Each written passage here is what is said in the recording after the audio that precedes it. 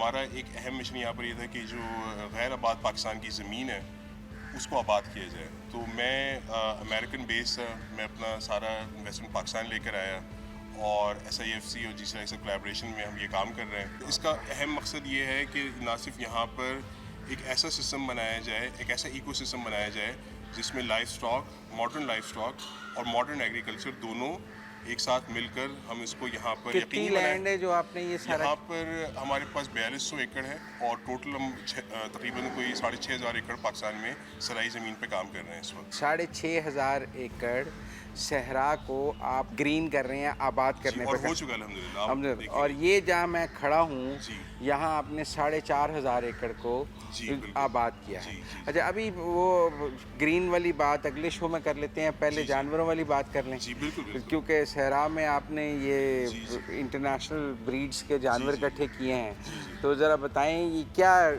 आप नया life stock Pakistan में या इस सहरा में ले आए हैं? जी देखें, जैसे मेरी अपनी जो एक्सपर्टीज़ हैं वो जेनेटिक्स की हैं। मैंने यूनिवर्सिटी ऑफ कैम्ब्रिज से अपना PhD किया जेनेटिक्स में और मैं भी एक अमेरिकन यूनिवर्सिटी में प्रोफेसर भी हूँ, वहाँ पे जेनेटिक्स की तालीम और रिसर्च भी करता हूँ। तो जब मैंने पाकिस्तान में नज़र दौड़ाई तो पाकिस्तान एनिमल और प्लांट जेनेटिक्स में बहुत पीछे है और इतना पीछे है कि हम अभी तकरीबन 4 से 5 डेकेड्स पीछे हैं और इसी वजह से हमारी जो एनिमल की मीट की प्रोडक्शन की कॉस्ट है और जो मिल्क की प्रोडक्शन की कॉस्ट है वो बहुत ज़्यादा है।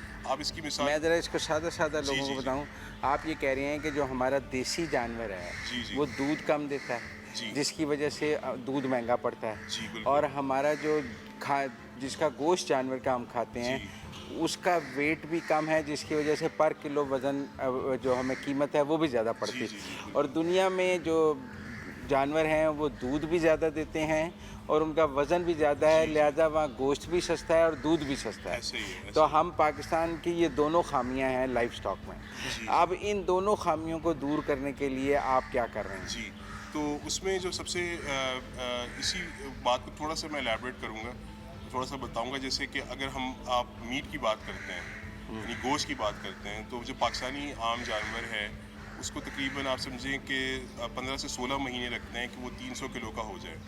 और वो आप ये बड़े जानवर की बात जी, करें, जी, बीफ की बात बीफ की करें। बात कर रहा हूँ। ठीक है। लेकिन आप हमारे पास जैसे जानवर खड़े हुए हैं, हमने जो ख़ास अमेरिका से जानवर मंगाए हैं वो तकरीबन कोई 6 से 7 महीने में 300 किलो के हो जाते हैं। तो अब आप देखें कि तकरीबन 10 महीने का खुराक का डिफरेंस है। आप 10 महीने एक जानवर को इजाफी खुराक खिला रहे हैं। इसी तरीके से हमारा जो पाकिस्तान में जो हमारा देसी जानवर है उसका भी जो हर्ड का एवरेज है, उसका जो मिल्क का प्रोडक्शन का एवरेज है वो तकरीबन कोई 6 से 7 लीटर होता है दूध का।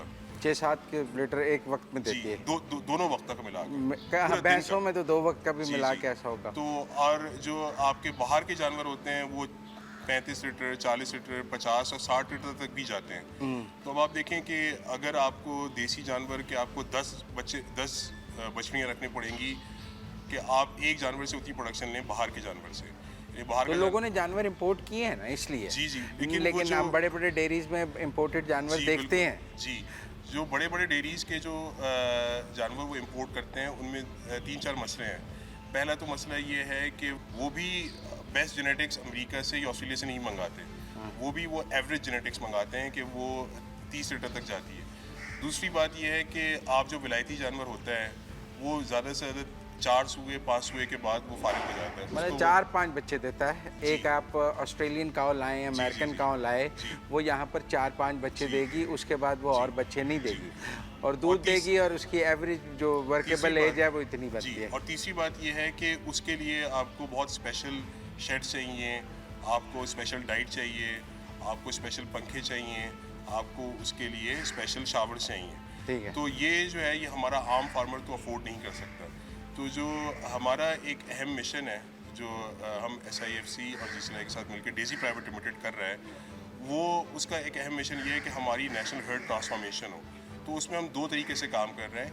एक तो ये है कि हम अपनी जो नस्ल है चोलिस्तानी नस्ल और साहिवाल की नस्ल उस पर बहुत ज़्यादा हम काम कर रहे हैं और इसमें उमूमन जैसे मैंने आपको बताया हमारी चोलिस्तानी नस्ल अगर 6 से 8 लीटर दूध देती है तो हमने ऐसी चोलिस्तानी गायें आइडेंटिफाई की हैं जो 10 लाख में सिर्फ 50 या 60 हैं जो कि 30 लीटर और 35 लीटर तक जाती हैं। अच्छा, वो रह कम गई हैं लेकिन वो बहुत मौजूद रह- हैं, जी, उनकी उनकी नस्ल बहुत कम रह जी गई है। जी।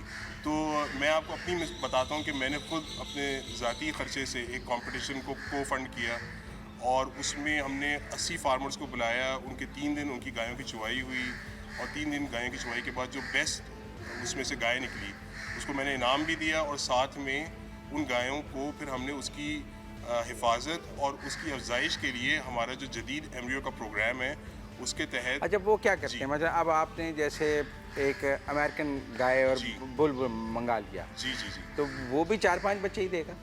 जी जी बिल्कुल। तो उसमें मैं आपको बता रहा हूँ आप क्या करते हैं जी बस? जी देखें, उसमें हम ये करते हैं कि या तो चोलिस्तानी गाय के मैंने आपको बताया कि ऐसी गायें हमने आइडेंटिफाई की हैं जो कि 30 लीटर तक दूध देती हैं। दूसरा ये कि हमने भी जो अमेरिका से जो हमने फ्रीजन गायें मंगाई है वो ऐसी गायें हैं जो गर्मी की शिद्दत को बर्दाश्त कर सके।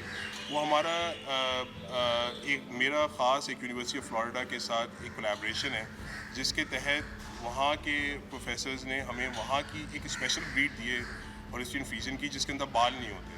और वो चोलिस्तान की गर्मी में आप देख सकते हैं ये जो गायें हैं उमूमी तौर पे ये इसको फ्रीजियन गायें कहते हैं। जी। और ये आम फार्म पे अगर आप जाकर देखें तो वहाँ पे आपको शावर्स भी नज़र आएंगे, वहाँ पे पंखे भी नज़र आएंगे, लेकिन ये ख़ास ब्रीड है जो अमेरिका से आई हुई है और इसमें आप देखेंगे इसमें बाल बिल्कुल बहुत छोटे छोटे हैं, इसको गर्मी कम लगती है। इसके अंदर एक ख़ास सलाहियत है जिसको हम स्लिक की सलाहियत कहते हैं जिसके तहत इसको गर्मी कम लगती है। और ये पाकिस्तान की पहली दफ़ा पाकिस्तान में किसी भी फार्म पर ये गायें यहाँ पर पाकिस्तान में आई हैं। तो ये गायें आम गर्मी के अंदर भी 40 लीटर दूध देती है। इनकी माएँ यहाँ पे खड़ी हुई हैं, ये इनकी माएँ आम गर्मी के अंदर 40 लीटर दूध देती हैं। इनको कोई पंखा और कोई इनको शावर की ज़रूरत नहीं पड़ती। हाँ जी, जो मैंने बहुत सारे ऐसे डेयरीज देखे हैं जिनमें ऑस्ट्रेलियन गायें हैं, तो फिर बेचारे एसी भी ला रहे हैं, उन्होंने जी, लिया, जी, एसी भी लगा रहे जी, हैं। उनको ज़िंदा रखने के लिए बहुत ज़्यादा इन्वेस्टमेंट करने की ज़रूरत है। तो इसको कैसे देखते हैं आप? जी तो देखें, हमारे पास हम ये चाहते हैं कि हमारे पाकिस्तान में ऐसी दूध देने वाली गायें हों जो कि ज़्यादा गर्मी को बर्दाश्त भी कर सकें और ज़्यादा से ज़्यादा दूध भी दे सकें और आम फार्मर जो है बग़ैर पंखे बग़ैर शावर के उनको रख भी सके। तो उसके अंदर मैंने आपको बताया कि हमारी एक दो तरफा एक कोशिश है कि एक तो ऐसी गायें मंगाई जाए बाहर से जिनके अंदर ये खुसूसी सलाहियत मौजूद है, वो पाकिस्तान में पहले से नहीं, पहले पर नहीं ठीक है, मंगाई। आपने मंगा ली, वो दूसरा- यहाँ रह रही हैं। जी। अब इनको इनकी ब्रीड बढ़ाने के लिए क्या करेंगे? इसमें हम ये करते हैं कि हमारा जो एक जदीद एम्ब्रियो का प्रोग्राम है और वो टेक्नोलॉजी हम ख़ास एक अमेरिका से लेकर आए।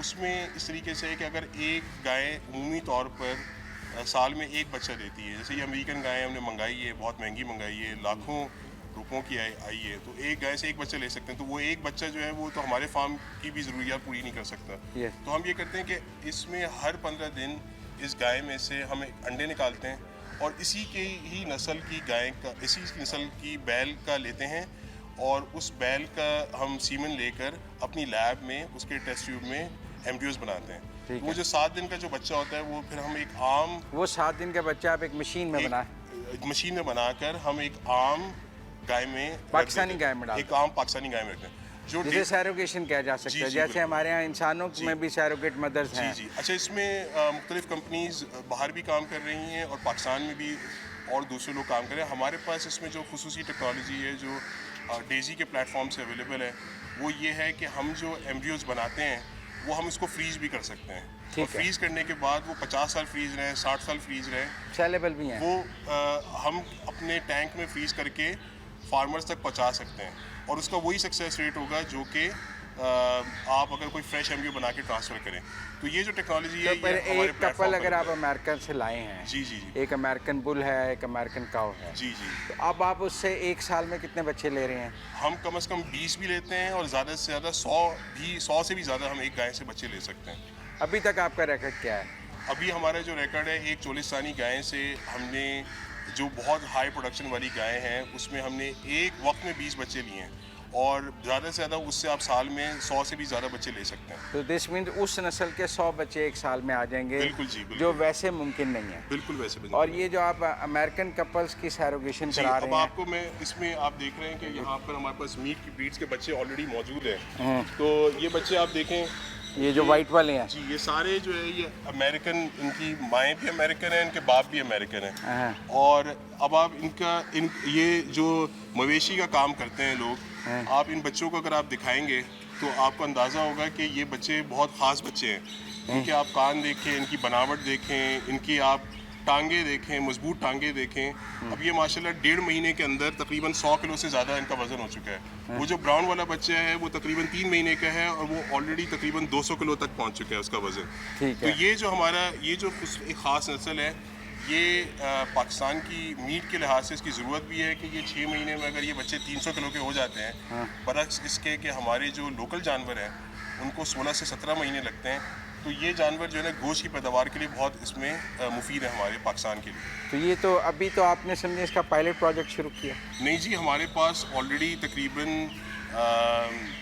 हम इसी साल हमने कोई 5,000 से ज़्यादा एम्ब्रियोज़ बनाए हैं और कोई 100 से ज़्यादा हमारे पास प्रेगनेंसीज खड़ी हुई हैं। तो ये पायलट फेज से आगे जा चुके हैं। इसमें बहुत सारे हमारे बच्चे पैदा होकर हमने फार्मर्स को डिलीवर भी कर दिए हैं।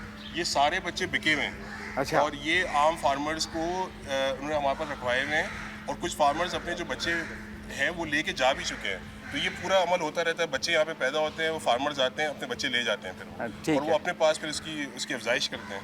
तो अब ये जो अमेरिकन बच्चे हैं, जी जी इनकी आगे ब्रीडिंग से जो बच्चे आएंगे वो अमेरिकन ही होंगे? जी, अगर उनकी माएँ भी इनके साथ हों अमेरिकन तो फिर सारी ही उनकी होंगी। तो हमारे पास यहाँ पे चूँकि बच्चियाँ भी पैदा हो रही हैं, बच्चे भी पैदा हो रहे हैं, तो वो जब बड़े हो जाएंगे तो वो उनकी जो ब्रीड होगी वो प्योर अमेरिकन ही होगी। तो आप उनको ये हिदायत देते हैं कि इनकी जो है करना अमेरिका, इनकी ब्रीड ख़राब नहीं करनी है? जी बिल्कुल, हम उनको खुद भी पता होता है जो लेके जाते हैं और साथ में हम उनको हिदायत भी देते हैं, बल्कि ये भी हिदायत देते हैं कि अमेरिका में भी सारे बुल्स अच्छे नहीं होते। हमारे पास चूँकि मैं एक अमेरिकन यूनिवर्सिटी का प्रोफेसर भी हूँ, तो उस लिहाज से मैंने जो अमेरिकन बुल्स मंगाए हैं वो अमेरिका की ब्राह्मण की पॉपुलेशन भी टॉप 1% है। आप इसको इस तरीके से अंदाज़ा लगाएं कि ये जो बच्चे हैं, ब्राह्मण की जो पॉपुलेशन है वहाँ पर हर तरह का जानवर होता है। जैसे आप कुर्बानी की मार्केट में जाते हैं तो आपको लाख रुपए का भी बच्चा मिलता है, 2 लाख का भी मिलता है, 10 लाख का भी मिलता है, 20 लाख का भी मिलता है। हमने वहाँ पे अल्हम्दुलिल्लाह जो अमेरिका की भी ब्राह्मण की टॉप मोस्ट ब्रीड है जो आपको दिखाएंगे भी, उसका भी 1% टॉप 1% हमने पाकिस्तान ने बुलाया है। तो अगर आप पर पाकिस्तान की डिमांड तो करोड़ों जानवर की है ना? तो इससे ये जो इब्तिदा है, इससे हम हर साल तकरीबन कोई 10,000 बच्चे अभी बना सकते हैं और आइंदा आने वाले सालों में ये 30 से 40,000 तक हम बना सकेंगे इंशाल्लाह। इस एक फॉर्म से? इसी फॉर्म से इंशाल्लाह। इसी फॉर्म से साल के 30-40 हज़ार? बिल्कुल जी, इंशाल्लाह आइंदा आने वाले सालों के अंदर। बिल्कुल जी। तो फिर चलें कुछ इम्पोर्टेड हमें दिखाएं, हम ब्रेक लेते हैं, ब्रेक के बाद कुछ इम्पोर्टेड जानवर देखते हैं, ब्रेक के बाद।